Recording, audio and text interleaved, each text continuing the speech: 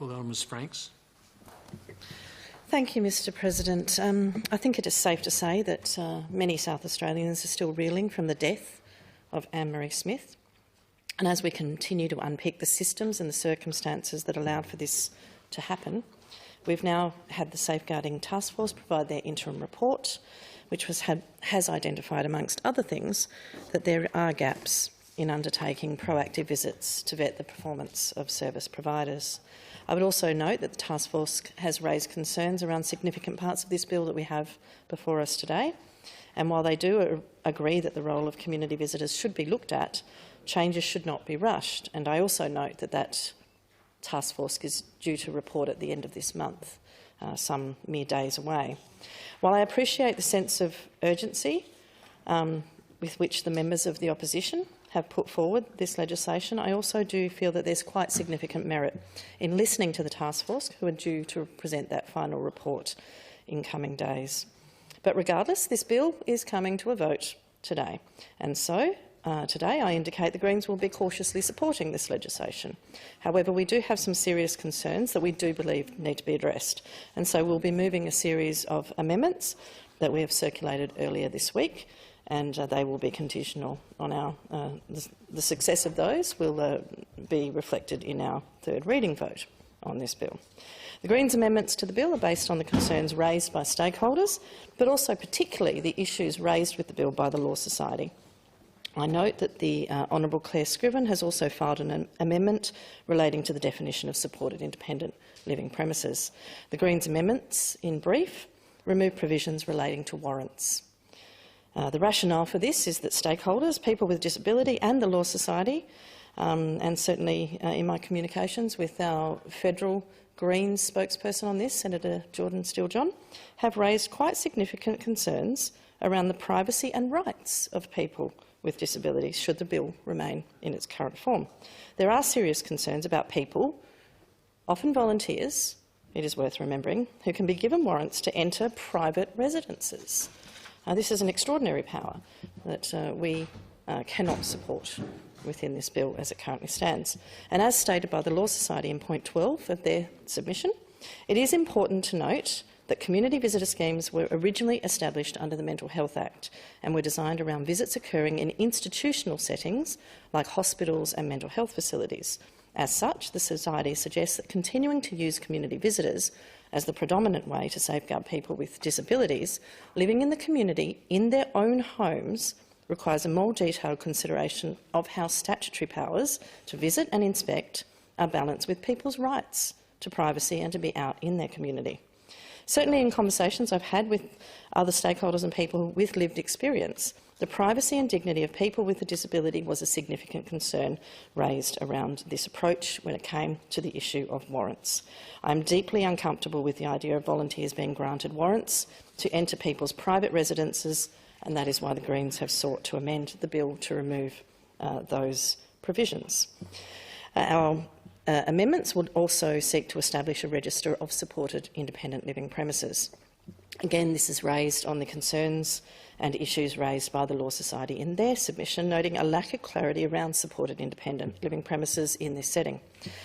We also would enable, as the Law Society has suggested, neighbours to refer matters to the community visitor scheme.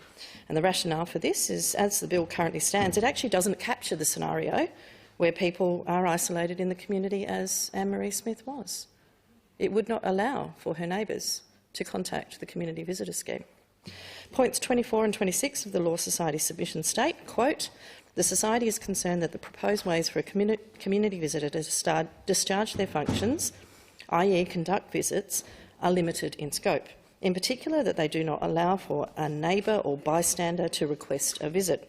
Section 24E1 is very much limited to that person with a disability or someone close to them, a family member, for example, or a friend suggesting that visit. However, therefore, it seems the proposed model is unlikely to capture scenarios where people are isolated in the community like Ms Smith was." And they've certainly suggested an amendment to address this issue, to expand section 24E1 to enable, in their suggestion, bystanders or neighbours to refer matters to the CVS, and we've taken up that in part.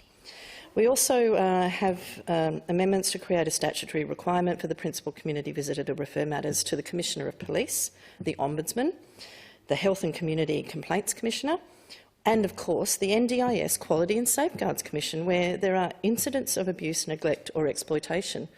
These are rightly the places where these complaints should be going, not to volunteers. The rationale, of course, is based on several recommendations, again from the Law Society, and currently in South Australia, beyond first responders, such as Child Protection and SAPOL, and, of course, no doubt ambulance officers, as was the case here, there is no specific overarching legislative framework to protect people with disabilities living in the community who experience violence, abuse, neglect or exploitation.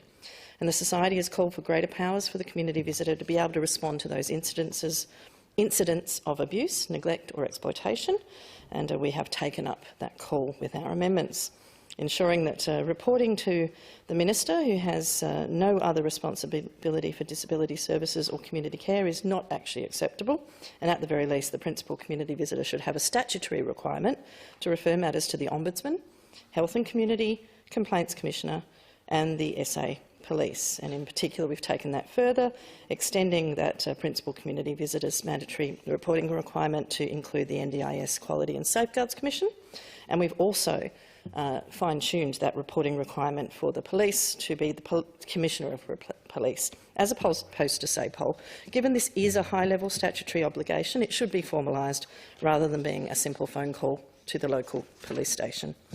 I note as well that coming out from the discussion around this legislation, other concerns have been raised around the Adult Safeguarding Unit and the jurisdiction in which that particular Act now applies and its transitional provisions. However, I also note that there is an Ageing and Adult Safeguarding Disapplication of Transitional Provisions Amendment Bill, which of course is in a different portfolio to the one that we deal with tonight, and those transitional provisions have been identified also in other forums as needing of attention, and I understand that the government, in fact, possibly could take action on that without the necessary necessity for Parliament to be changing the Act itself, but indeed by regulation. The transitional provisions, while well-intended at the time that they were introduced, have been proven to be causing unintended delays to people receiving very necessary protections. And I note in particular and thank the former member of this place, the Honourable Kelly Vincent, for her work in putting those issues on the agenda of adult safeguarding, working quite closely with the now Minister for Health and Wellbeing, then Shadow, the Honourable Stephen Wade. We look forward to the committee stage of this debate. The death of Anne-Marie Smith has touched us all, no doubt. The fact that in such a well-heeled suburb somebody could live in such a condition should be a shame to all of us. But to apportion blame where it is not appropriate helps no one. So we will not buy into those arguments. We will seek to do the best we can for the future and ensure that this Parliament focuses on addressing the real issues and ensuring that the Anne-Marie Smiths of this world are not used as political footballs.